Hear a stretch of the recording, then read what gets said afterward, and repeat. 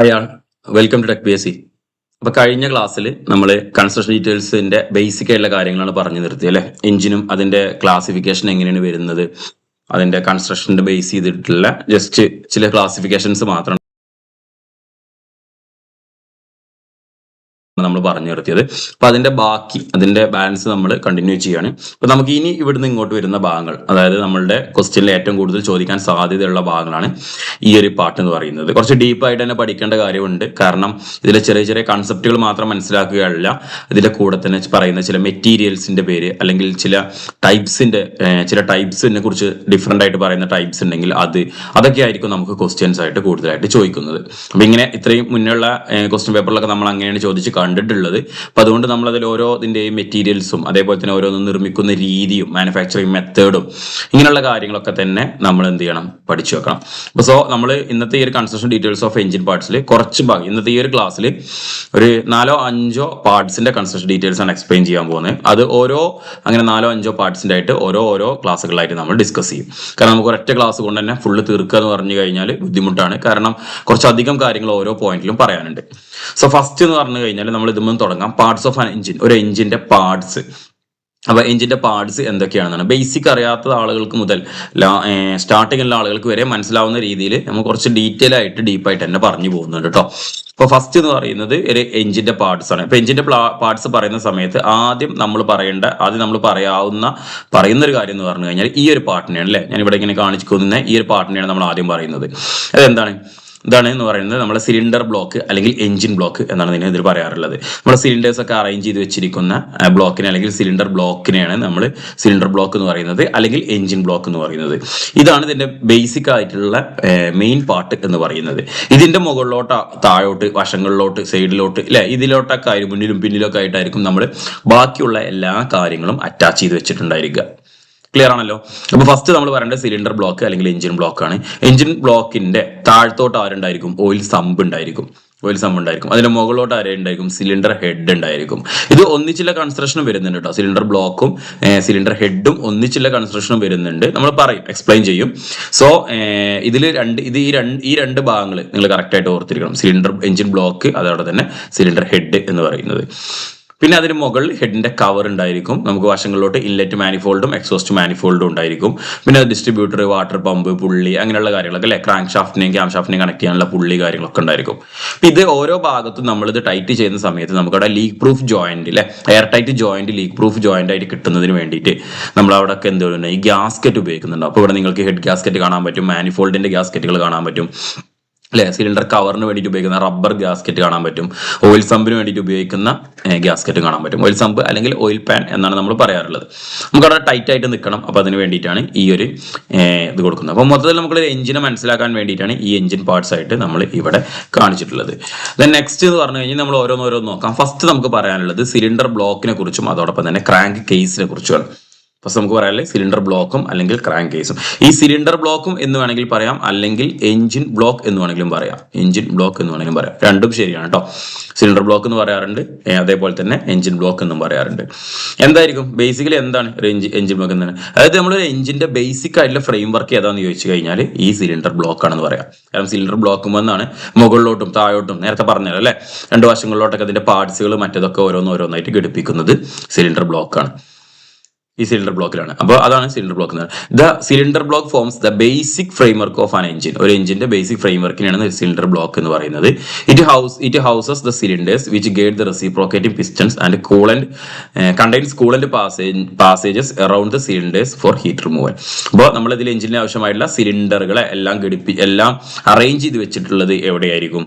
ഈ സിലിണ്ടർ ബ്ലോക്കിലായിരിക്കും.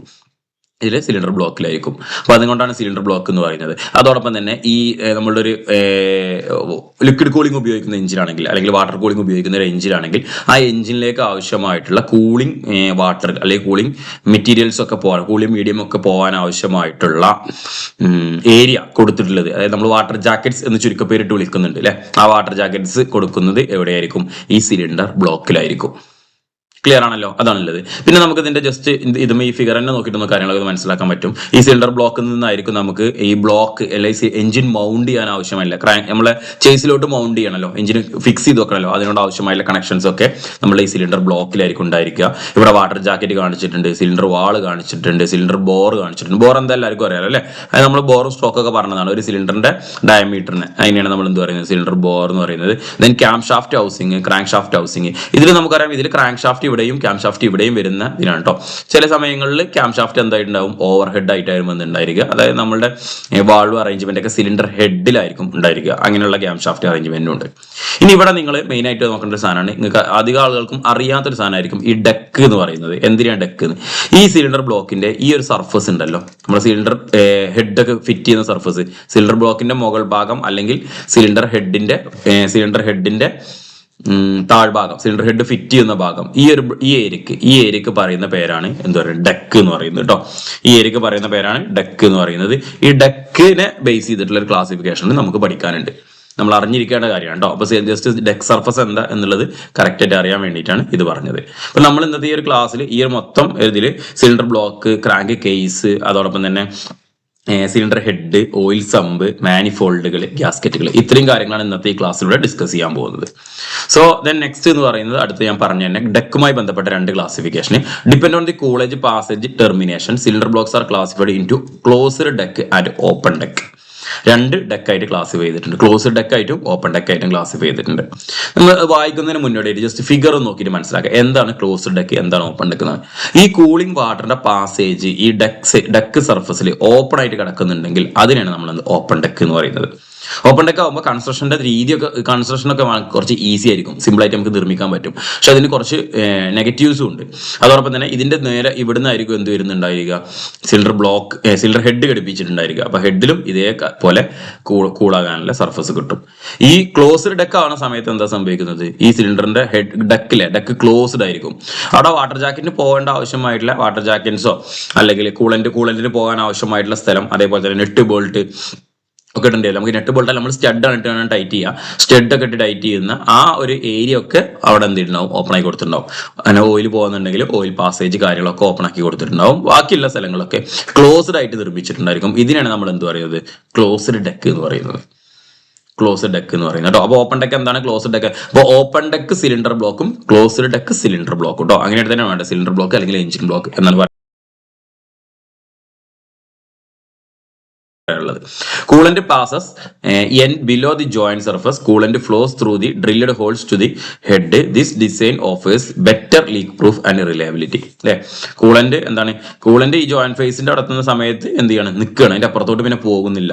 പിന്നെ ഈ ഡ്രില്ലഡ് ഹോൾസിലൂടെ ഒക്കെ കാര്യങ്ങളിലായിരിക്കും എന്തുണ്ടാകുക, കൂളന്റ് മുകളിലോട്ട് പാസ് ചെയ്യുന്നുണ്ടായിരിക്കുക. അതാണ് ക്ലോസ്ഡ് ഡെക്ക് എന്ന് പറയുന്നത്.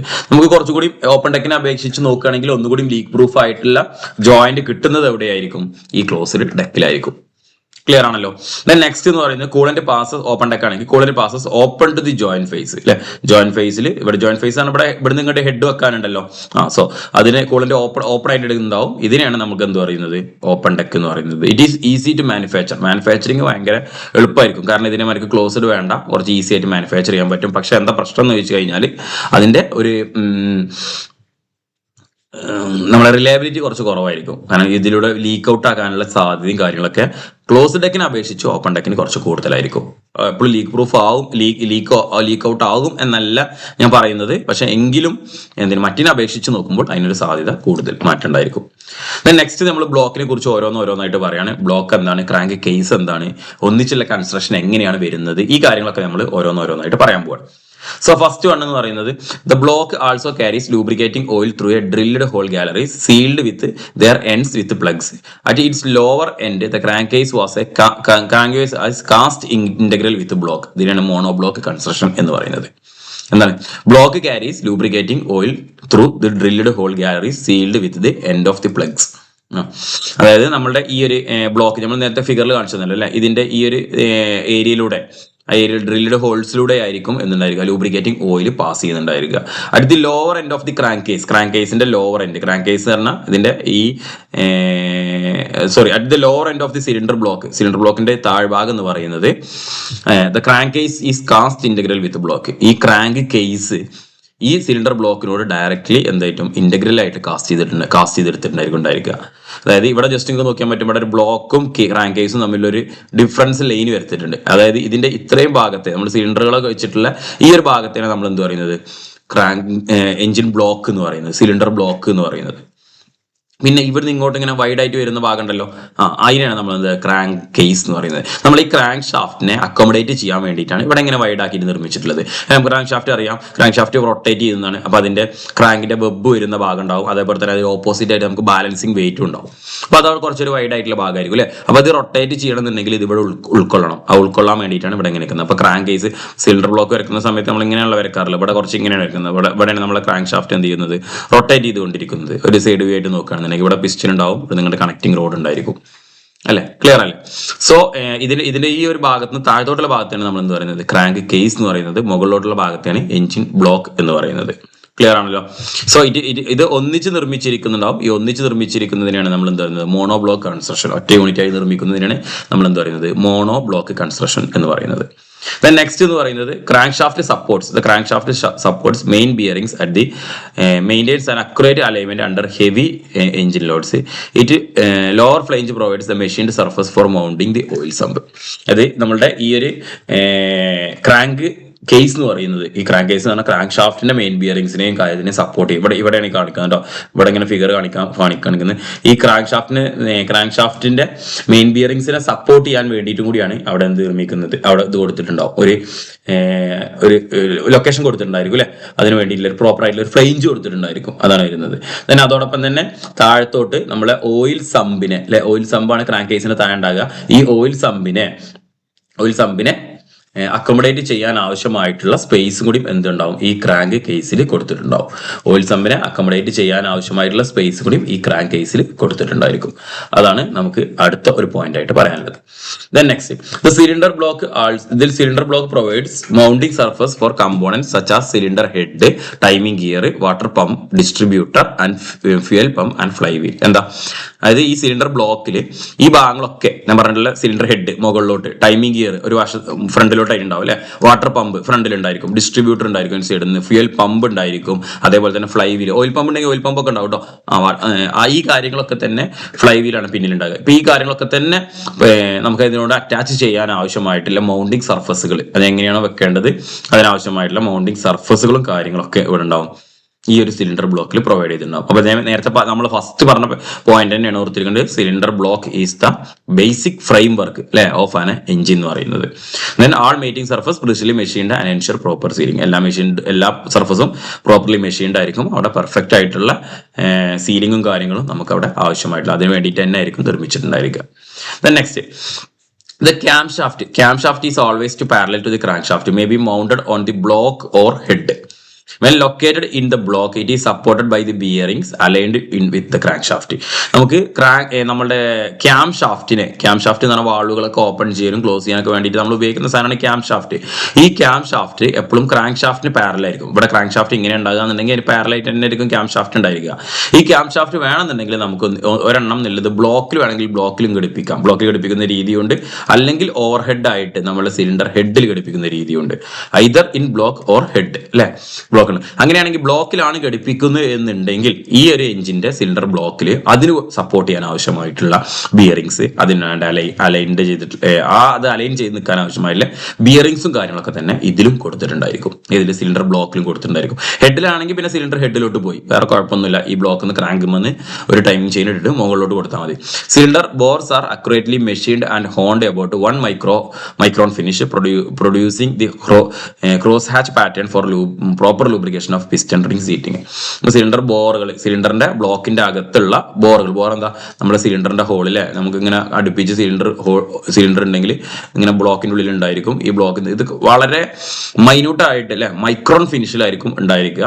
അക്യുറേറ്റ്ലി മെഷീൻ ചെയ്തിട്ടുണ്ടായിരിക്കും. കാരണം അതിന്റെ ഉള്ളിലാണ് നമ്മളുടെ ഈ കമ്പഷനും കാര്യങ്ങളൊക്കെ നടക്കുന്നത്. പ്രോപ്പർ ലൂബ്രിക്കേഷനൊക്കെ വേണ്ടിയിട്ടുള്ള പിസ്റ്റന് വേണ്ടിയിട്ടുള്ള റിംഗ് സീറ്റിങ്ങും കാര്യങ്ങളും എല്ലാം തന്നെ എന്തിൽ കൊടുത്തിട്ടുണ്ടാവും, ഈ ഒരു ബ്ലോക്കിന് ആവശ്യമായിട്ടുള്ള കാര്യങ്ങൾ കൊടുത്തിട്ടുണ്ടായിരിക്കും. സോ നെക്സ്റ്റ് നമുക്ക് പറയാനുള്ളത് മോണോ ബ്ലോക്കും അതേപോലെ തന്നെ ഇൻഡിവിജ്വൽ സിലിണ്ടർ ബ്ലോക്കിന്റെയും കൺസ്ട്രക്ഷൻ. നമ്മൾ എന്താ മോണോ ബ്ലോക്ക് എന്ന് പറഞ്ഞിട്ടുണ്ടായിരുന്നു. എന്താ മോണോ ബ്ലോക്ക് എന്ന് പറയുന്നത്? എന്തൊക്കെ രണ്ട് കാര്യങ്ങൾ കൂടുന്നതാണ്, അതായത് സിലിണ്ടർ ബ്ലോക്കുകളും അതേപോലെ തന്നെ സിലിണ്ടർ ബ്ലോക്കുകളും നോർമലി സിലിണ്ടർ ഹെഡ് അല്ലെ, ഹെഡും ഒന്നിച്ച് നിർമ്മിക്കുന്നതിനാണ് നമ്മൾ എന്ത് പറയുന്നത്, ഹെഡും ഒന്നിച്ച് നിർമ്മിക്കുകയാണെന്നുണ്ടെങ്കിൽ അത് നമ്മൾ മോണോ ബ്ലോക്ക് എന്ന് പറയാം. അതേപോലെ തന്നെ individual cylinder construction mono block പറഞ്ഞാൽ ഈ ഹെഡ് അല്ല, ഓരോ സിലിണ്ടറുകളും ഒന്നിച്ചൊരൊറ്റ ബ്ലോക്കായിട്ട് നിർമ്മിക്കുന്നതിനാണ് മോണോ ബ്ലോക്ക് എന്ന് പറയുന്നത്. അതേപോലെ തന്നെ ഓരോ സിലിണ്ടറുകൾ നിർമ്മിച്ചിട്ട് അത് ഒന്നിച്ച് ലാസ്റ്റ് കണക്ട് ചെയ്യുന്നതിനാണ് നമ്മൾ ഇൻഡിവിജ്വൽ സിലിണ്ടർ കൺസ്ട്രക്ഷൻ എന്ന് പറയുന്നത് കേട്ടോ. നേരത്തെ പറഞ്ഞതല്ല, ഈ ഒരു രീതിയാണ് എടുക്കേണ്ടത്. നമുക്ക് ഒരു സിലിണ്ടറോട് ഒരു സിലിണ്ടർ അടുപ്പിച്ച് ഓരോ സിലിണ്ടറുകൾ ഇങ്ങനെ ഘടിപ്പിച്ചു, അതിന്റെ അകത്ത് ഒന്നിച്ചൊരു ബ്ലോക്കിലാക്കി നിൽക്കുന്നു. ഇപ്പൊ നമ്മൾ കൺവെൻഷനലി നമ്മൾ കാണുന്ന എഞ്ചിൻസ് അതിനെയാണ് നമ്മൾ എന്ത് പറയുന്നത്, മോണോ ബ്ലോക്ക് എഞ്ചിൻ എന്ന് പറയുന്നത്. ഇൻഡിവിജ്വൽ സിലിണ്ടർ കൺസ്ട്രക്ഷൻ എന്ന് പറയുമ്പോൾ ഒരു സിലിണ്ടർ ആദ്യം, പിന്നെ രണ്ടാമത്തെ സിലിണ്ടർ, ഈ മൂന്നാമത്തെ സിലിണ്ടർ, ഇതിന്റെ അടിയിലൊക്കെ എന്തുണ്ടാവും, ഇതൊരു ബ്ലോക്ക് ആയിരിക്കും. ഇങ്ങനെ നിർമ്മിക്കുന്നതിനാണ് നമ്മൾ ഇൻഡിവിജ്വൽ സിലിണ്ടർ കൺസ്ട്രക്ഷൻ എന്ന് പറയുന്നത്. സോ അതൊന്ന് കറക്റ്റ് ആയിട്ട് ഓർത്തിരിക്കുക. അപ്പൊ മോണോ ബ്ലോക്ക് കൺസ്ട്രക്ഷൻ നോർമലി നമ്മൾ വാഹനങ്ങളിൽ ഉപയോഗിക്കുന്നതിനാണ്. ഇതിന്റെ ബെനിഫിറ്റ്സ്, ഇപ്പൊ മോണോ ബ്ലോക്ക് ആണെന്നുണ്ടെങ്കിൽ നിങ്ങൾ ജസ്റ്റ് ഒന്ന് ചിന്തിച്ചാൽ മതി.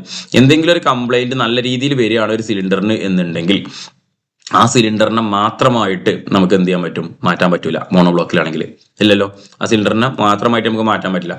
വലിയ രീതിയിൽ പ്രശ്നങ്ങൾ വരികയാണെങ്കിൽ കേട്ടോ. ഇതിലാവുമ്പോൾ എന്താ വെച്ചാൽ വലിയ രീതിയിൽ പ്രശ്നങ്ങൾ വരികയാണെന്നുണ്ടെങ്കിൽ നമുക്ക് ഇൻഡിവിജ്വലി ഓരോ സിലിണ്ടറിനെ നമുക്ക് എന്ത് ചെയ്യാൻ പറ്റും, റീപ്ലേസ് ചെയ്യാൻ പറ്റും, റിപ്പയർ ചെയ്യാൻ പറ്റും. ഇതിൽ റിപ്പയർ ചെയ്യാം, പക്ഷെ ഇതിൽ റീപ്ലേസ് ചെയ്യാൻ പറ്റും നമുക്ക്. പിന്നെ ഹാൻഡ്ലിംഗ് ചാർജ് ഒക്കെ ഭയങ്കര ഈസി ആയിരിക്കും. ഇതിലിപ്പോൾ ഈ ഒരു സിലിണ്ടർ മാത്രമാണ് കംപ്ലൈന്റ് എന്നുണ്ടെങ്കിൽ ഈ സിലിണ്ടറിനെ മാത്രം നോക്കിയാൽ മതി. ഇതിലെന്ന് പറഞ്ഞാൽ നമുക്ക് എന്തായാലും ബ്ലോക്ക് അയക്കുമ്പോൾ മറ്റുള്ള കാര്യങ്ങളൊക്കെ തന്നെ നമ്മൾ നോക്കേണ്ടി വരും. സൈസ് കാര്യങ്ങൾ, ഇത് സൈസ് ആകുമ്പോൾ കുറച്ച് കൂടും, കാരണം ഇതിന്റെ അടിയിലൊക്കെ ഓരോ ബാങ്ക് വരുന്ന കാരണം സൈസ് എന്തായാലും കൂടും. അങ്ങനെയുള്ള കുറച്ച് കാര്യങ്ങളാണ് നോക്കണ്ടോ. ഫസ്റ്റ് വന്ന് മോണോ ബ്ലോക്ക് നോക്കാം. ഫ്യൂർ വാട്ടർ സീലിംഗ് ജോയിന്റ്സ് അല്ലെ, അത് ലൂബ്രിക്കേഷന് വേണ്ടിയിട്ട് കൊടുക്കുന്ന, അതേപോലെ തന്നെ പ്രൂഫ് നമ്മൾ ഇത് കൊടുക്കുന്നതൊക്കെ ജോയിന്റ്സ് ഒക്കെ എന്തായിരിക്കും, വളരെ കുറവായിരിക്കും. ബെറ്റർ കൂളന്റ് സർക്കുലേഷൻ, ഈ സിലിണ്ടറിന്റെ ബ്ലോക്കിന്റെ ഒക്കെ എന്ത് ചെയ്യാൻ പറ്റും, ഈ കൂളൻസിന് കയറി പോകാൻ പറ്റും. അപ്പൊ ബെറ്റർ കൂളന്റ് സർക്കുലേഷൻ കിട്ടും. കൂളന്റ് ബെറ്റർ ആയിട്ട് നമുക്ക് അതിൽ മൂവ് ആവും. നെക്സ്റ്റ് എന്ന് പറയുന്നത് സിംപ്ലിഫൈഡ് മാനുഫാക്ചറിങ് എന്ന് പറഞ്ഞാൽ അതിന്റെ മാനുഫാക്ചറിങ് മെത്തേഡ് വളരെ സിമ്പിൾ ആയിരിക്കും. നമുക്ക് ഒറ്റ ബ്ലോക്കിൽ തന്നെ ഓരോ സിലിണ്ടറുകളും ഉൾക്കൊള്ളുകയാണ്. നെക്സ്റ്റ് പോയിന്റ് എന്ന് പറയുന്നത് closer cylinder spacing and compact engine space. അത് സിലിണ്ടറുകൾ തമ്മിൽ അടുത്തടുത്ത് നിൽക്കുന്നത് കൊണ്ട് എഞ്ചിൻ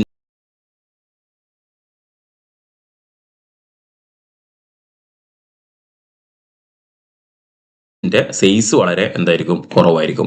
അടുത്തെന്ന് പറയുന്നത് higher rigidity and reduced vibration. Stability means rigidity എന്തായിരിക്കും, കൂടുതലായിരിക്കും അല്ലെ. അടുത്തടുത്ത് നിൽക്കുന്നു, ഒറ്റ ബ്ലോക്ക് ആയിട്ട് കൺസ്ട്രക്ട് ചെയ്യുന്നു, വൈബ്രേഷൻസും കാര്യങ്ങളൊക്കെ വളരെ കുറവായിരിക്കും. ഇനി നേരെ ഇൻഡിവിജ്വൽ സിലിണ്ടർ കൺസ്ട്രക്ഷനിലോട്ട് പോകുകയാണെന്നുണ്ടെങ്കിൽ ലിമിറ്റഡ് യൂസ് ആണ്. ഫസ്റ്റ് വേണമെന്ന് പറഞ്ഞാൽ cheaper replacement of single cylinder. ഒരു സിലിണ്ടർ മാത്രം റീപ്ലേസ് ചെയ്യണമെന്നുണ്ടെങ്കിൽ നമുക്ക് എമൗണ്ട് എന്തായിരിക്കും, വളരെ കുറവായിരിക്കും. അതാണ് ഫസ്റ്റത്തെ ഒരു പോയിന്റ് ആയിട്ട് ഇതിലുള്ളത്. രണ്ടാമത്തെ ഈസിയർ ഹാൻഡ്ലിംഗ് ഡ്യൂറിംഗ് റിപ്പയർസ്. നമുക്ക് റിപ്പയർ ചെയ്യുന്ന സമയത്ത് ഇപ്പോൾ ഈ ഒരു സിലിണ്ടറിന് മാത്രമാണ് കംപ്ലൈന്റ് വന്നിട്ടുള്ളതെന്നുണ്ടെങ്കിൽ ആ സിലിണ്ടറിനെ മാത്രമായിട്ട് നമുക്ക് എന്ത് ചെയ്യാൻ പറ്റും, റിപ്പയർ ചെയ്യാൻ പറ്റും. അതാണ് അതിന്റെ രണ്ടാമത്തെ ഒരു പോയിന്റ് ആയിട്ടുള്ളത്. Then suitable for air cooled engines with fins. ഇത് എയർ കൂൾഡ് എഞ്ചിൻസിലാണ് നമുക്ക് നോർമലി സൂട്ടബിൾ ആണ്. കാരണം അതിന് ഓരോ ഇടയിലും ഗ്യാപ്പ് ഉണ്ടാകുമ്പോൾ നമുക്ക് എന്ത് ചെയ്യാൻ പറ്റും, ഫിൻസ് ഒക്കെ കൊടുത്തിട്ട് എയർ കൂളിംഗ് ഇതാക്കാൻ പറ്റും. ഇതിൽ വാട്ടർ കൂളിംഗ് ആണെന്നുണ്ടെങ്കിൽ ഏറ്റവും കൂടുതൽ ലിക്വിഡ് കൂളിംഗ് കൊടുക്കണം എന്നുണ്ടെങ്കിൽ മോണോ ബ്ലോക്ക് തന്നെ ആയിരിക്കും ഒന്നുകൂടി നല്ലത്. കാരണം ഇതിൽ വാട്ടർ ജാക്കറ്റ്സ് കാര്യങ്ങൾ ഓരോന്നിനും വെക്കുക എന്ന് പറയുന്നത് കുറച്ചൊരു ബുദ്ധിമുട്ടുള്ള കാര്യമാണ്. അപ്പോൾ അതാണ് നോർമലി വരുന്നത് കേട്ടോ. സോ ഇൻഡിവിജ്വൽ സിലിണ്ടർ കൺസ്ട്രക്ഷന്, മോണോ ബ്ലോക്ക് സിലിണ്ടർ കൺസ്ട്രക്ഷന്, അത് സിലിണ്ടറുമായി ബന്ധപ്പെട്ടാണ് കേട്ടോ പറയുന്നത്. എഞ്ചിന്റെ മൊത്തം ബ്ലോക്ക് അല്ല, ഒന്നിച്ചുള്ള കൺസ്ട്രക്ഷനെ ബേസ് ചെയ്തിട്ടാണ് പറയുന്നത്.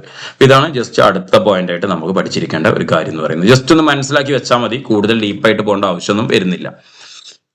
നെക്സ്റ്റ് ഏറ്റവും ഇമ്പോർട്ടന്റ് ആയിട്ടുള്ള കാര്യം, നമുക്ക് ക്വസ്റ്റ്യൻസ് ഒക്കെ ചോദിക്കാൻ സാധ്യതയുള്ള വളരെ ഏറ്റവും ഇമ്പോർട്ടന്റ് ആയിട്ടുള്ള കാര്യം, സിലിണ്ടർ ബ്ലോക്കിന്റെ materials used for constructing cylinder block അല്ലെ. അപ്പൊ രണ്ട് മെറ്റീരിയൽസ് ആണ് നോർമലി ഉപയോഗിക്കുന്നത്. ഒന്ന് ഗ്രേ കാസ്റ്റ് അയണും, രണ്ടാമത്തെ അലുമിനിയം അലോയ്സും. ഗ്രേ കാസ്റ്റ് അയണും അലുമിനിയം അലോയ്സും. നമുക്ക് ഇനി ഗ്രേ കാസ്റ്റ് അയണും അലുമിനിയം അലോയ്സും യൂസ് ചെയ്യുമ്പോൾ ഏതൊക്കെ എഞ്ചിൻസിലാണ് ഗ്രേ കാസ്റ്റ് അയൺ അല്ലെങ്കിൽ ഏതൊക്കെ എഞ്ചിൻസിലാണ് അലുമിനിയം അലോയ്സ് യൂസ് ചെയ്യുന്നത്, what is the benefit in using grey cast iron, what is the benefit in using aluminium alloys എന്നുള്ള കാര്യം കൂടി നമ്മൾ അതിന്റെ കൂടെ തന്നെ ഒന്ന് ജസ്റ്റ് ഒന്ന് നോക്കിയിട്ട് പോവുക. ഫസ്റ്റ് വൺ എന്ന് പറയുന്നത് ഗ്രേ കാസ്റ്റ് അയൺ ആണ് നോർമലി നമ്മൾ എന്തിൽ ഉപയോഗിച്ചുകൊണ്ടിരിക്കുന്നത് അല്ലെ. വൈഡ്ലി യൂസ് ചെയ്യുന്നത് ഗ്രേ കാസ്റ്റ് അയൺ ആണ്. അങ്ങനെ വേണമെങ്കിലും പറയാം. പക്ഷേ അലുമിനിയം അലോയ്സ് ഒക്കെ ഉണ്ട്. അലുമിനിയത്തിന് സിലിക്കൺ ആഡ് ചെയ്തിട്ടുള്ള അലോയ്സ് ആയിട്ടുള്ള എഞ്ചിൻ ബ്ലോക്സ് ഒക്കെ കുറെ ഉണ്ട്. എന്തായാലും ഗ്രേ കാസ്റ്റ് അയൺ ആണ് ഉപയോഗിക്കുന്നത്, കോമൺലി യൂസ് ചെയ്യുന്നത്. ഫസ്റ്റ് വൺ എന്നാണ് ഗുഡ് കാസ്റ്റബിലിറ്റി ആൻഡ് മെഷീനബിലിറ്റി. അതിന്റെ പ്രോപ്പർട്ടീസ് ആണ് പറയുന്നത് കേട്ടോ. എന്തുകൊണ്ട് ഗ്രേ കാസ്റ്റ് അയൺ യൂസ് ചെയ്യുന്നതാണ്? Good castability and മെഷീനബിലിറ്റി. പ്രത്യേകിച്ച് പറയേണ്ട ആവശ്യമില്ലല്ലോ. നമുക്ക് നല്ല രീതിയിൽ കാസ്റ്റ് ചെയ്തെടുക്കാൻ കഴിയും. അതോടൊപ്പം തന്നെ മെഷീൻ ചെയ്യാനുള്ള ആ മെറ്റീരിയലിന്റെ പ്രോപ്പർട്ടി അല്ലെ, കാസ്റ്റ് ആൻഡ് മെഷീൻ ചെയ്യാനുള്ള പ്രോപ്പർട്ടി. ദെൻ ലോ തെർമൽ എക്സ്പാൻഷന് വളരെ കുറവായിരിക്കും ഏതിന്, കാസ്റ്റ് ആൻഡ് മെറ്റീരിയലിന്. Next good wear resistance and oil retention. Good wear resistance സിലിണ്ടറിന്റെ അകത്തൊക്കെ എന്ന് പറഞ്ഞു കഴിഞ്ഞാൽ നമുക്കറിയാലോ പിസ്റ്റണും ഒക്കെ എല്ലാ സമയത്തും റെസിപ്രോക്കേറ്റിംഗ് ചെയ്തുകൊണ്ടിരിക്കുന്ന സമയമായിരിക്കും. അപ്പൊ നമുക്ക് വിയർ റെസിസ്റ്റൻസ് എന്ന് പറയുന്നത് വളരെ ഇമ്പോർട്ടന്റ് ആയിട്ടുള്ള ഒരു തന്നെയാണ്. ഇപ്പൊ കാസ്റ്റ് ചെയ്യണത് അങ്ങനെ ഒരു ക്വാളിറ്റി ഉണ്ട്, good wear resistance and oil retention. അടുത്ത high strength and rigidity, cast and മെറ്റീരിയലിന്റെ പ്രോപ്പർട്ടിയാണ്. സൗണ്ട് ഡാമ്പിംഗ് പ്രോപ്പർട്ടീസ്, വലിയ രീതിയിൽ സൗണ്ട് പുറത്തോട്ട് വരാതെ സൗണ്ട് ഡാമ്പ് ചെയ്യാനുള്ള പ്രോപ്പർട്ടീസ് കാസ്റ്റ് ചെയ്യാനുണ്ട്. And also low cost. ഇത്രയും കാര്യങ്ങളാണ് നമുക്ക് എന്ത് വരുന്നത് ഗ്രേ കാസ്റ്റ് അയൺ മെറ്റീരിയൽസ് ആയിട്ട് നമുക്ക് പറയാം, പ്രോപ്പർട്ടീസ് ആയിട്ട് നമുക്ക് പറയാൻ പറ്റുക. ദെൻ അലുമിനിയം അലോയ്സിലോട്ട് വരുന്ന സമയത്ത് നമുക്ക് ഏറ്റവും ഫസ്റ്റ് ഒരു ബെനിഫിറ്റ് എന്ന് പറയുന്നത്, ഒന്നാമത്തെ എന്ന് പറഞ്ഞാൽ അതിന്റെ വെയിറ്റ് തന്നെയാണ്. About 1/3 of the density of the cast അയണിന്റെ ആകെ 1/3 ഭാഗം മാത്രമേ എന്ത് ചെയ്യുന്നുള്ളൂ, അതായത് 30% വെയിറ്റ് മാത്രമേ, 33% അല്ലെ, 1/3 33% വെയിറ്റ് മാത്രമേ കാസ്റ്റ് അയൺ അപേക്ഷിച്ച് അലുമിനിയം അലോയ്സിനും ഉള്ളൂ. അതുകൊണ്ട് തന്നെ നമുക്ക് എന്താണ് ഈ 50% of wait saving in practice. നമുക്ക് ഒരു കാസ്റ്റ് അയൺ എഞ്ചിൻ ബ്ലോക്കും അലുമിനിയം എഞ്ചിൻ ബ്ലോക്കും എടുക്കുകയാണെങ്കിൽ വെയിറ്റ് കുറവ് അല്ലെ, വെയിറ്റ് കുറവ് എന്തിനായിരിക്കും, അലുമിനിയം അലോയ്സിനായിരിക്കും. അപ്പോൾ വെയിറ്റ് കുറക്കേണ്ട രീതിയിലുള്ള എഞ്ചിൻസ് ആണെന്നുണ്ടെങ്കിൽ നമുക്ക് അവിടെ അലുമിനിയം അലോയ്സ് എഞ്ചിൻസ് യൂസ് ചെയ്യാം. Then higher thermal conductivity, cooler engine operation and higher compression ratio. Higher thermal conductivity ആണ് ഏത് അലുമിനിയം അലോയ്സിനുള്ളത്. Requires cast iron liners due to high wear. അലുമിനിയത്തിന് തേയ്മാനം കൂടുതലാണ്. അതുകൊണ്ട് സിലിണ്ടറിന്റെ എഞ്ചിന്റെ അകത്ത് അല്ലെ, നമ്മൾ ഈ നേരത്തെ പറഞ്ഞ പോലെ തന്നെ പിസ്റ്റന് മുകളിലോട്ടും താഴോട്ടും റെസിപ്രോക്കേറ്റ് ചെയ്യുന്ന സമയത്ത് അവിടെ തേയ്മാനം കുറച്ച് കൂടുതലായിട്ട് വരും. അപ്പൊ ആ തേയ്മാനങ്ങൾ കുറക്കാൻ വേണ്ടിയിട്ട് നമ്മൾ എന്ത് ചെയ്യേണ്ടി വരും, അവിടെ കാസ്റ്റ് അയണിന്റെ സിലിണ്ടർ ലൈനേഴ്സ് ആഡ് ചെയ്യേണ്ടി വരും. ഈ തേയ്മാനം കുറക്കാൻ വേണ്ടി. അല്ലെങ്കിൽ നമുക്ക് അലുമിനിയം അലോയാണ് ഉപയോഗിക്കുന്നുണ്ടെങ്കിൽ അത് തേയ്മാനം നല്ല രീതിയിൽ സംഭവിച്ചിട്ട് പെട്ടെന്ന് എന്ത് ചെയ്യും, തേഞ്ഞിട്ട് പോകും. ഇപ്പോൾ തേയ്മാനം കുറക്കാൻ വേണ്ടിയിട്ട് അലോയ്സിൽ കുറച്ച് കാര്യങ്ങൾ കൂടുതൽ ആഡ് ചെയ്തിട്ട് വേറെ ടൈപ്പ് സിലിണ്ടർ ലൈനേഴ്സും കൂടി ഇപ്പോൾ ഉപയോഗിക്കുന്നുണ്ട് കേട്ടോ. സിലിക്കൺ ബേസ്ഡ് ആയിട്ടുള്ള സിലിക്കൺ ആയിട്ടുള്ള അലുമിനിയം അലോയ്സ് ഒക്കെ യൂസ് ചെയ്യുന്നുണ്ട്. ദെൻ നെക്സ്റ്റ് അടുത്തെന്ന് പറഞ്ഞാൽ threads are easily damaged.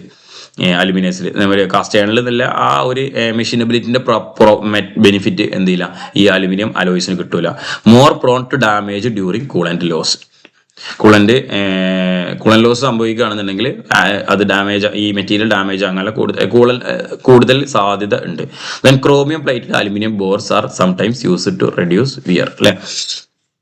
Cylinder ബോറിന്റെ അകത്ത് അല്ലെ ക്രോമിയം പ്ലേറ്റ് ചെയ്യുന്നുണ്ട്. അത് എന്തിനു വേണ്ടിയിട്ടാണ് അങ്ങനെ ചെയ്യുന്നത്, കാരണം തേയ്മാനം കുറക്കുന്നതിന് വേണ്ടിയിട്ടാണ്. അതല്ലെങ്കിൽ പിന്നെ എന്ത് ചെയ്യണം, നമ്മൾ നേരത്തെ പറഞ്ഞ പോലെ കാസ്റ്റ് അയൺസിന്റെ ലൈനേഴ്സ് ഇട്ട് കൊടുക്കണം. അപ്പോൾ ജസ്റ്റ് നിങ്ങൾ അറിഞ്ഞിരിക്കേണ്ട കാര്യം എന്ന് പറഞ്ഞാൽ 2 മെറ്റീരിയലാണ് നമുക്ക് മെയിൻ ആയിട്ടുള്ളത്, ഗ്രേ കാസ്റ്റ് അയണും അതുപോലെ അലുമിനിയം അലോയും.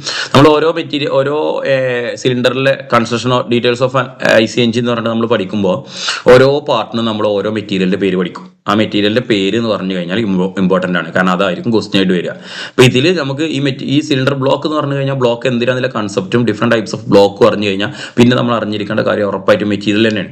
പിന്നെ ഈ മെറ്റീരിയലിന്റെ പ്രോപ്പർട്ടി വെച്ചിട്ട് ചിലപ്പോൾ നമുക്ക് എന്ത് ചെയ്യും, തിരിച്ചും ക്വസ്റ്റ്യൻസ് ചോദിക്കാം.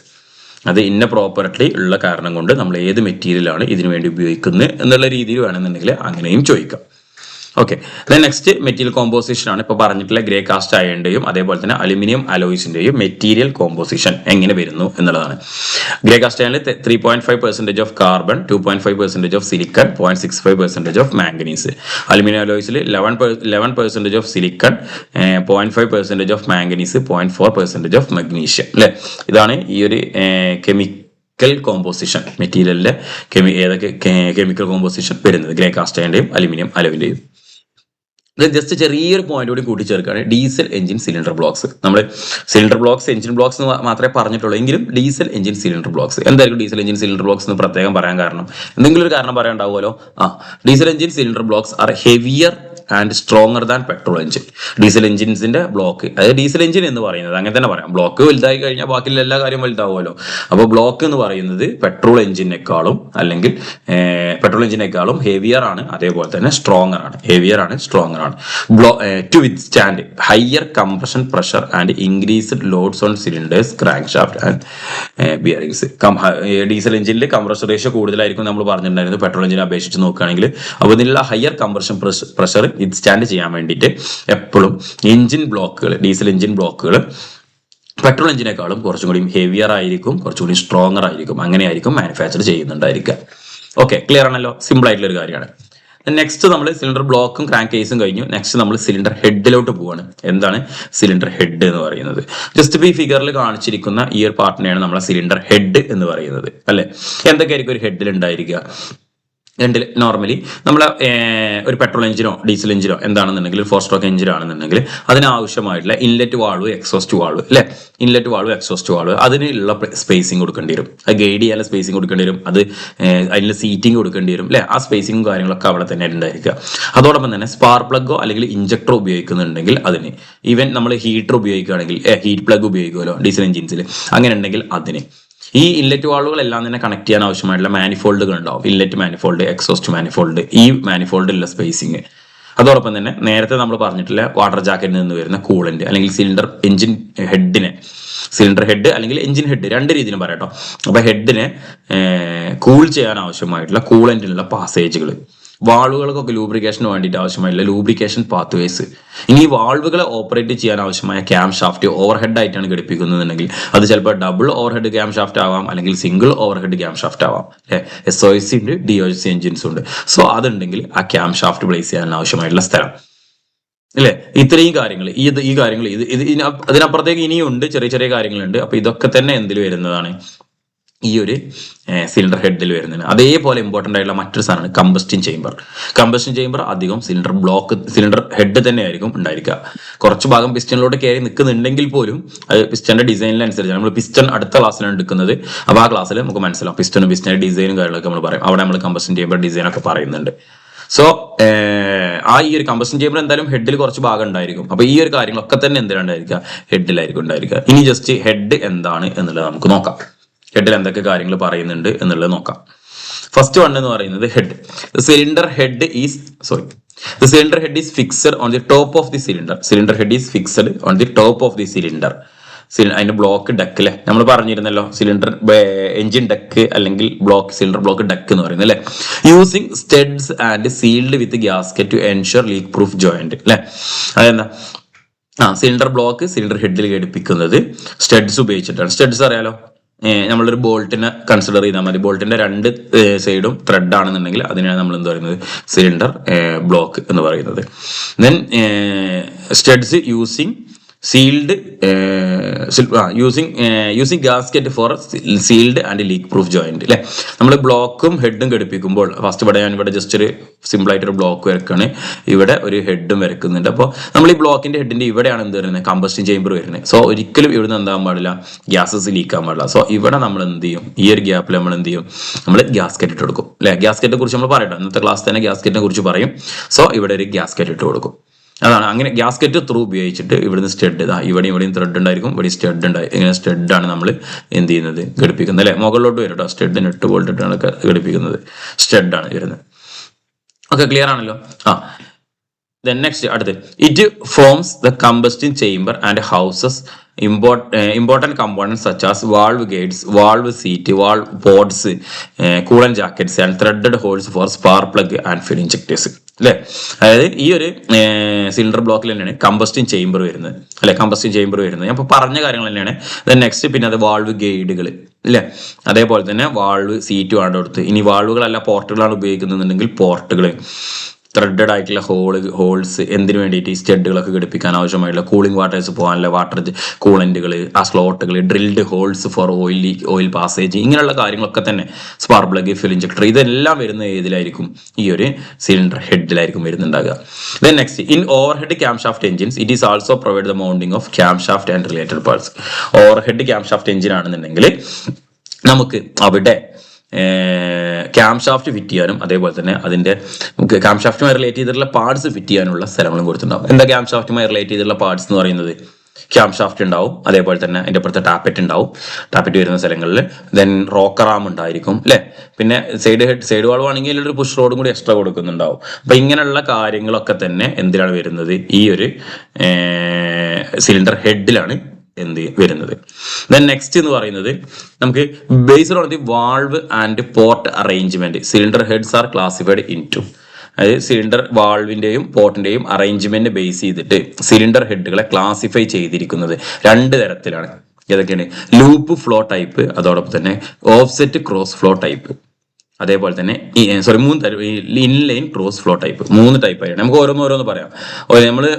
നമ്മൾ ഈ പോർട്ടിന്റെ കാര്യം കഴിഞ്ഞ ക്ലാസ്സിൽ നമ്മൾ 2 സ്ട്രോക്ക് എഞ്ചിൻ പറയുന്ന സമയത്ത് സ്കാവെഞ്ചിങ് എന്ന് പറയുന്ന സമയത്ത് ഒരു 3 ടൈപ്പ് സ്കാവെഞ്ചിങ് പ്രോസസ്സ് പറഞ്ഞിരുന്നു.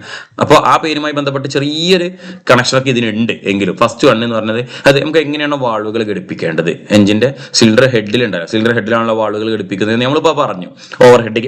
ഓവർ ഹെഡ് എഞ്ചിൻസ് ആണെന്നുണ്ടെങ്കിൽ, ഓവർ ഹെഡ് വാൾവ് വരുന്ന എഞ്ചിൻസ് ആണെങ്കിൽ, അപ്പൊ അതിൽ എങ്ങനെയാണ് വരുന്നത് പറഞ്ഞു കൊടുത്ത് ഫസ്റ്റ് വൺ എന്ന് പറയുന്നത് വാൾവ് പോർട്ട് അറേഞ്ച്മെന്റ് ആണ് പറയുന്നത്.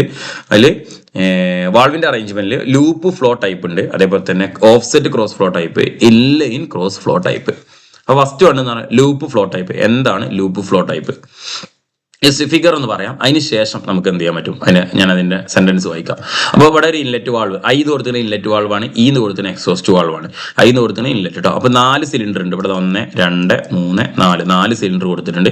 ഓരോന്നിലെയും ഇൻലെറ്റ് വാൾവും എക്സോസ്റ്റ് വാൾവും കൊടുത്തിട്ടുണ്ട്. അപ്പോൾ ഈ ഇൻലെറ്റ് വാൾവും എക്സോസ്റ്റ് വാൾവും നോക്കി ഇത് ഇങ്ങനെയാണ് വെച്ചിട്ടുണ്ടെന്നുണ്ടെങ്കിൽ ഇതിനാണ് നമ്മൾ എന്ത് പറയുന്നത്, ലൂപ്പ് ഫ്ലോ ടൈപ്പ് എന്ന് പറയുന്നത്. അപ്പോൾ അതായത് ഇപ്പോൾ ഇൻലെറ്റിലൂടെ ചാർജ് വരുന്ന സമയത്ത് ഇതിനെ തള്ളി വിടണമെന്നുണ്ടെങ്കിൽ പോലും ഇതിങ്ങനെ ലൂപ്പായിട്ട് മാത്രമേ എന്ത് ചെയ്യുള്ളൂ, എക്സോസ്റ്റിലോട്ട് വരുള്ളൂ. ഇതിനാണ് നമ്മൾ എന്ത് പറയുന്നത്, ലൂപ്പ് ഫ്ലോ ടൈപ്പ് എന്ന് പറയുന്നത്. ഇങ്ങനെ ആയിരിക്കും നോർമലി വെക്കുന്നുണ്ട്. ഇനി നമ്മളുടെ ഒരു മാനിഫോൾഡിന്റെ അറേഞ്ച്മെന്റിലൊക്കെ വേണ്ടിയിട്ട് സിലിണ്ടറുകളിലൊക്കെ അധികം ഇൻലെറ്റ് വാൾവ്, എക്സോസ്റ്റ് വാൾവ്, പിന്നെ exhaust valve, inlet valve, inlet valve, exhaust valve, exhaust valve, inlet valve, ഇങ്ങനെ ആയിരിക്കും കൊടുത്തിട്ടുണ്ടാകുക. ഇതൊരു സിലിണ്ടർ, ഇതടുത്ത സിലിണ്ടർ, ഇതടുത്ത സിലിണ്ടർ, ഇതടുത്ത സിലിണ്ടർ കേട്ടോ. ഇങ്ങനെ ആയിരിക്കും കൊടുത്തിട്ടുണ്ടായിരിക്കുക അടുത്തടുത്ത്. കാരണം ഇവിടുന്ന് ഇങ്ങോട്ട് ഒറ്റ മാനിഫോൾഡ് എടുത്താൽ മതി, ഇവിടെ ഇങ്ങോട്ട് ഒറ്റ മാനിഫോൾഡ് എടുത്താൽ മതി. ഇൻലെറ്റ് ആണെങ്കിൽ ഇങ്ങോട്ടോ എങ്ങോട്ടോ എടുക്കണമെന്ന് വെച്ചാൽ അങ്ങോട്ട് എടുത്താൽ മതി. അപ്പൊ ആ ഒരു മെക്കാനിസം ആയിരിക്കും ഉണ്ടായിരിക്കുക. ഫസ്റ്റ് വൺ പറഞ്ഞാൽ ലൂപ്പ് ഫ്ലോ ടൈപ്പ്. അപ്പോൾ inlet valve exhaust valve arrange ചെയ്തിരിക്കുന്ന മെത്തേഡ് മനസ്സിലായല്ലോ. ഇനി എന്താണെന്ന് നോക്കാം. Inlet and exhaust valves is on the same side of the engine. Same side of the engine, രണ്ടും സെയിം സൈഡിലാണ് ഉണ്ടായിരിക്കുക. അപ്പൊ അങ്ങനെയാണ്. ഇപ്പോൾ ഇൻലെറ്റ് വാൾവും എഞ്ചിൻ ബ്ലോക്കിന്റെ ഒരു സൈഡിൽ, എക്സോസ്റ്റ് വാൾവും എഞ്ചിൻ ബ്ലോക്കിന്റെ സൈഡിൽ. അപ്പൊ ഇതിന്റെ മാനിഫോൾഡുകളൊക്കെ എന്തായിരിക്കും, ഒരേ ഭാഗത്തായിരിക്കും ഉണ്ടായിരിക്കുക. ഇപ്പോൾ ഞാനൊരു എഞ്ചിന്റെ ഫ്രണ്ടിൽ നിന്ന് നോക്കാന്ന് വിചാരിക്കുക, സൈഡിൽ നിന്നല്ല ഫ്രണ്ടിൽ നോക്കുക. അപ്പൊ ഇൻലെറ്റ് മാനിഫോൾഡ് ഇവിടെ ഉണ്ടാവും, ഇവിടുന്ന് ഇങ്ങനെ പുറത്തോട്ട് ഉണ്ടാവും. എക്സോസ്റ്റ് മാനിഫോൾഡും അതിന്റെ ഒപ്പം തന്നെ പുറത്തോട്ട് ഉണ്ടാവും. ഇങ്ങനെ ആകുമ്പോൾ എന്താ ബെനിഫിറ്റ്? ഈ എക്സോസ്റ്റിലൂടെ പോകുന്ന ചൂടുള്ള എയർ ആണല്ലോ, ഇതിൽ ഇൻലെറ്റിലൂടെ വരുന്നത് ഫ്രഷ് എയർ പുറത്തുനിന്ന് വരികയാണല്ലോ. അപ്പൊ ഈ ചൂട് എയർ ഇതിന്റെ അന്തരീക്ഷത്തിലൊക്കെ ഇതിനൊരു എന്തുണ്ടാവും, ഒരു സർഫസിലൊക്കെ ഒരു ഹീറ്റിംഗ് നടക്കുന്നുണ്ടാവും അല്ലെ. ഇവിടുത്തെ എയറൊക്കെ ചൂടായിട്ടുണ്ടാവും, ഹീറ്റ് ആയിട്ടുണ്ടാവും. ആ എയറിനെ, അപ്പോൾ ഈ ഇതിലൂടെ വരുന്ന എയറിനെ, അതായത് ഇതിലൊക്കെ കയറേണ്ട എയറിനെ, ഫ്രഷ് എയറിനെ ഇത് പ്രീ ഹീറ്റ് ചെയ്യാൻ വേണ്ടിയിട്ട് സഹായിക്കും. പ്രീ ഹീറ്റ് ചെയ്യാൻ അന്തരീക്ഷത്തിലെ ഇവിടെയുള്ള ചൂട് കാരണം തന്നെ ഇതാവും. ആ പ്രീ ഹീറ്റ് ചെയ്ത എയർ ആയിരിക്കും നമ്മളുടെ എഞ്ചിന്റെ സിലിണ്ടറിന്റെ അകത്തോട്ട് കയറുന്നുണ്ടായിരിക്കുക. മനസ്സിലായില്ലേ? അതാണ് പറയുന്നത്. It is help to pre heating the intake air. ഒരേ സൈഡിൽ വെച്ച് കഴിഞ്ഞാലുള്ള ഒരു ഗുണം ആണ് പറയുന്നത് പ്രീ ഹീറ്റിംഗ് എന്ന് പറയുന്നത്. രണ്ടാമത്തെന്ന് പറയുന്നത് ഓഫ്സെറ്റ് ക്രോസ് ഫ്ലോ ടൈപ്പ്. എന്താണ് പറയുന്നത്? Intake and exhaust manifolds are on opposite sides. Inlet and exhaust manifolds on opposite sides results in lower exhaust valve temperature. ഇതിന്റെ ഓഫ്സെറ്റ്, ഒരു ഓഫ്സെറ്റ് നമുക്കറിയാലോ, ഒന്നിനൊന്ന് വിട്ട് നിൽക്കണം, ഇങ്ങനെയുള്ള ഒരു ഡിസ്റ്റൻസ് നമ്മൾ ഇതിൽ ഓഫ്സെറ്റ് ഡിസ്റ്റൻസ് എന്നൊക്കെ പറയാറുണ്ട് അല്ലേ. അപ്പൊ ഇൻലെറ്റ് വാൾവ്, എക്സോസ്റ്റ് വാൾവ് അങ്ങനെ ഓഫ്സെറ്റ് ചെയ്താണ് വെച്ചിട്ടുള്ളത്. അതും തന്നെ ഇൻലെറ്റ് വാൾവ് ഒക്കെ എന്ത് ചെയ്തിട്ടുണ്ട്, ഒരു സൈഡിലോട്ടാണ് വരുന്നത്. എക്സോസ്റ്റ് വാൾവ് ഒക്കെ വേറെ സൈഡ്. ഇതിപ്പോ നമ്മളൊരു ഹെഡിന്റെ മുകളിൽ നിന്ന് നോക്കുകയാണെങ്കിൽ എക്സോസ്റ്റ് വാൾവ് ഒക്കെ വേറൊരു സൈഡിലോട്ടാണ് വരുന്നത്. ഇതെല്ലാം കൂടി കണക്ട് ചെയ്തിട്ട് എന്ത് ചെയ്യുന്നു,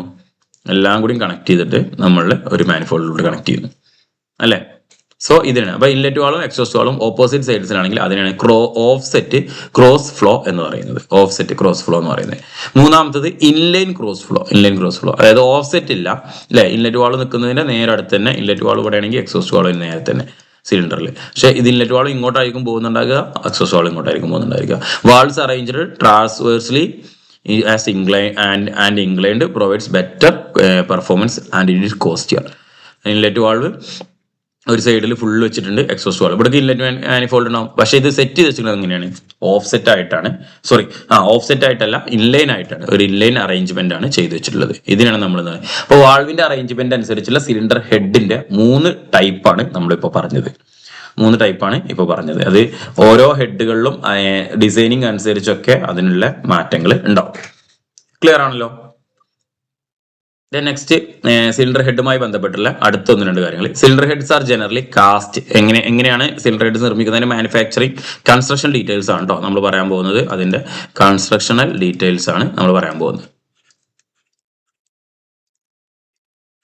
Cylinder heads are generally cast separately, detachable die for even or single cylinder engines. Single cylinder engine ആണെന്നുണ്ടെങ്കിൽ അല്ലാത്താണെന്നുണ്ടെങ്കിലും സിലിണ്ടർ ഹെഡ്സ് എന്ന് പറയുന്നത് സെപ്പറേറ്റ് ആയിട്ട് കാസ്റ്റ് ചെയ്യായിരിക്കും. കാരണം സിലിണ്ടർ ബ്ലോക്കിനോട് കൂടി തന്നെ കാസ്റ്റ് ചെയ്യുന്ന സാധനങ്ങളുണ്ട്, അല്ലാതെ ഒരു ഹെഡായിട്ട് നമുക്കത് ഊരിയെടുക്കാനും കാര്യങ്ങൾക്കൊക്കെ വേണ്ടിയിട്ട് 2-3 കാര്യങ്ങളുണ്ട്. അതുകൊണ്ട് അങ്ങനെ സെപ്പറേറ്റ് കാസ്റ്റ് ചെയ്ത് ഈ ബോറൊക്കെ ഇൻസ്പെക്ട് ചെയ്യണമെന്നുണ്ടെങ്കിൽ എന്ത് ചെയ്താൽ മതി, ഈ ഹെഡ് മാത്രം ഊരിയെടുത്തിട്ട് എക്സ്പെക്ട് ചെയ്യാൻ മതി. വാൾവുകൾക്കൊക്കെ കംപ്ലൈന്റ് ഉണ്ടെന്നുണ്ടെങ്കിൽ, വാൾവ് ഇപ്പോൾ ലാപ്പ് ചെയ്യണമെന്നുണ്ടെങ്കിൽ, വാൾവ് കംപ്ലൈന്റുകൾ ഉണ്ടെന്നുണ്ടെങ്കിൽ, അങ്ങനെ കാര്യങ്ങളൊക്കെ ചെയ്യണമെന്നുണ്ടെങ്കിൽ നമ്മൾ ഈ ബ്ലോക്ക് മാത്രം ഊരിയെടുത്ത് ചെയ്താൽ മതി. എഞ്ചിൻ മൊത്തത്തിൽ ഊരിയെടുക്കണോ വേണ്ട അല്ലേ. Integral cylinder head and blocks designs are rare, mainly used in racing engines. Racing എഞ്ചിൻസിലാണ് സിലിണ്ടർ ബ്ലോക്കും സിലിണ്ടർ ഹെഡ് കൂടി ഒറ്റ യൂണിറ്റ് ആയിട്ട് ഇന്റഗ്രൽ സിലിണ്ടർ ഡിസൈൻ ആയിട്ട് ചെയ്യുന്നത്. Detachable heads are preferred because they simplify the manufacturing, maintenance, decarbonizing, valve grinding and allow compression ratio adjustment by changing gasket thickness. അല്ലെ, അത് ഇങ്ങനെ ഡിറ്റാച്ച് ചെയ്യാൻ പറ്റുന്ന സിലിണ്ടർ ഹെഡുകൾ നിർമ്മിക്കുന്നതിൽ കുറച്ചുകൂടി മുൻതൂക്കം കൊടുക്കുന്നുണ്ട്. അതിന്റെ കാരണം എന്ന് പറയുന്നത് it is simplify in manufacturing area. നിർമ്മിക്കുന്നത് സിമ്പിളാണ്. അതായത് സിലിണ്ടർ ബ്ലോക്ക് ഒരെണ്ണം നിർമ്മിക്കാം, സിലിണ്ടർ ഹെഡ് വേറെ ആയിട്ട് നിർമ്മിക്കാം അല്ലെ, അങ്ങനെ നിർമ്മിക്കാം. അതോടൊപ്പം തന്നെ മെയിൻ്റെനൻസും ഈസിയാണ്. ഞാൻ പറഞ്ഞ പോലെ സിലിണ്ടർ ഹെഡ് ഊരിയെടുത്ത് കഴിഞ്ഞാൽ തന്നെ ബ്ലോക്കിന്റെ ഉള്ളിലെ പിസ്റ്ററും കാര്യങ്ങളൊക്കെ നമുക്ക് കണ്ടിട്ട് അല്ലെ ഡീകാർബണൈസിങ് ചെയ്യണമെന്നുണ്ടെങ്കിൽ ഹെഡ് ഡീകാർബണൈസിങ്ങോ ബ്ലോക്കിന്റെ സിലിണ്ടറിലെ പിസ്റ്ററിന്റെ ഹെഡ് ക്രൗണൊക്കെ ഡീകാർബണൈസിങ് ആണെങ്കിൽ അങ്ങനെ ഡീകാർബണൈസിങ് ചെയ്യാം. അതേമാതിരി വാൾവിന് എന്തെങ്കിലും പ്രശ്നമാണെന്നുണ്ടെങ്കിൽ അത് ഇൻസ്പെക്ട് ചെയ്യാനും അത് ചെയ്യാനൊക്കെ ഏറ്റവും സിമ്പിൾ എന്തായിരിക്കും, ഇങ്ങനെ ഇന്റഗ്രൽ അല്ലാതെ ഡിറ്റാച്ച് ചെയ്യാവുന്ന സിലിണ്ടർ ഹെഡിന്റെ കൺസ്ട്രക്ഷൻ ആണല്ലോ. അതോടൊപ്പം തന്നെ ഒരു ഇമ്പോർട്ടന്റ് ആയിട്ടുള്ള കാര്യം പറഞ്ഞത് നമുക്ക് കംപ്രഷൻ റേഷ്യോ എന്ത് ചെയ്യാൻ പറ്റും, അഡ്ജസ്റ്റ് ചെയ്യാൻ പറ്റും. എങ്ങനെ, ഇതിന്റെ അകത്തിടുന്ന ഗ്യാസ്കറ്റ് അല്ലെ, ഇതിന്റെ ഗ്യാസ്കറ്റിന്റെ തിക്നെസ് കൂട്ടിയും കുറക്കും ചെയ്തിട്ട് കമ്പസ്റ്റൻ ചേമ്പറിന്റെ ഏരിയ, കമ്പസ്റ്റൻ ചേമ്പറിന്റെ വോളിയം നമുക്ക് ഇൻക്രീസ് ചെയ്തിട്ടോ കംപ്രഷൻ റേഷ്യോ കൂട്ടണമെങ്കിൽ കൂട്ടാം, കുറക്കണമെങ്കിൽ കുറക്കാം അല്ലെ, അങ്ങനെയുള്ള കാര്യങ്ങൾ ചെയ്യാൻ പറ്റും. ഓക്കെ ആണല്ലോ. Then next മെറ്റീരിയൽസ്, ഇത് ഉണ്ടാക്കുന്ന materials commonly used are cast iron and aluminium alloys. Cast അയണും അലുമിനിയം അലോയ്സ് ആണ് കൂടുതലായിട്ട് യൂസ് ചെയ്യുന്നത്. Aluminium head offers lower weight, better heat dissipation due to higher thermal conductivity. ഇപ്പോൾ കുറച്ചും കൂടി കൂടുതലായിട്ട് ഉപയോഗിക്കുന്നത് അലുമിനിയം അലോയ്സ് സിലിണ്ടർ ഹെഡ് തന്നെയാണ്. അപ്പോൾ aluminium heads alloys offer lower weight, വളരെ വെയിറ്റ് കുറവായിരിക്കും. അലുമിനിയം നമ്മൾ നേരത്തെ പറഞ്ഞ അതേ പ്രോപ്പർട്ടി തന്നെയാണ്. അലുമിനിയത്തിന് വെയിറ്റ് കുറവായിരിക്കും and better heat dissipation due to higher thermal conductivity. അലുമിനിയത്തിന് തെർമൽ കണ്ടക്ടിവിറ്റി കൂടുതലായതുകൊണ്ട് ബെറ്റർ ഹീറ്റ് ഡിസിപ്പേഷന് കാര്യങ്ങൾ അവിടെ എന്ത് സംഭവിക്കുന്നു, ഇതിൽ ഈ അലുമിനിയം അലോയ്സിന് സംഭവിക്കുന്നു. Typical aluminium alloys contains elements like silicon, copper, magnesium and manganese to improve the strength and durability. Typical aluminium alloys, normally ഉപയോഗിക്കുന്ന അലുമിനിയം അലോയ്സിൽ ആഡ് ചെയ്യുന്നത് സിലിക്കൺ, കോപ്പർ, മാഗ്നീഷ്യം, മാംഗനീസ് ഒക്കെ to improve the strength and durability. സ്ട്രെങ്ത്തും ഡ്യൂറബിലിറ്റിയും increase ചെയ്യിപ്പിക്കുന്നതിന് വേണ്ടിയിട്ട് normally aluminium അലോയ്സിൽ ഈ കാര്യങ്ങളൊക്കെ തന്നെ ആഡ് ചെയ്തിട്ടാണ് ചെയ്യുന്നത്. നെക്സ്റ്റ് അടുത്തത് for high performance racing cars വേണ്ടിടത്ത് നമ്മൾ copper alloys are sometimes use for their very high thermal conductivity alloying cooler engine operations and higher compression ratios. എന്താണ്, നമുക്ക് ഹൈ പെർഫോമൻസ് വേണ്ട റേസിംഗ് എഞ്ചിൻസിലൊക്കെ നമ്മൾ കോപ്പർ അലോയ്സ് സിലിണ്ടർ ബ്ലോക്സ് ആണ് നമ്മൾ use ചെയ്യുന്നത്. Normally aluminium alloys cylinder blocks ആണ്. Cast cylinder ബ്ലോക്സും ഉണ്ട് തന്നെ പറയാം. ഇപ്പോൾ കോപ്പർ അലോയ്സ് ഉപയോഗിക്കുന്നത് ഇങ്ങനെ പെർഫോമൻസ് വേണ്ടിടത്താണ്. However they are unsuitable four normal engines as they cause over cooling, reduced thermal efficiency and increased fuel consumption. Normal എഞ്ചിൻസിൽ ഇത് യൂസ് ചെയ്യുന്നില്ല. അതിന്റെ കാരണങ്ങൾ എന്തൊക്കെയെന്ന് പറയുന്നുണ്ട്. ഇറ്റ് വിൽ ഓവർ കൂൾ ആവും, അതേപോലെ തന്നെ തെർമൽ എഫിഷ്യൻസി എന്ത് ചെയ്യും, റെഡ്യൂസ് ചെയ്യുന്നുണ്ട് and also increase the fuel കൺസപ്ഷനും ഇൻക്രീസ് ആവുന്നുണ്ട്.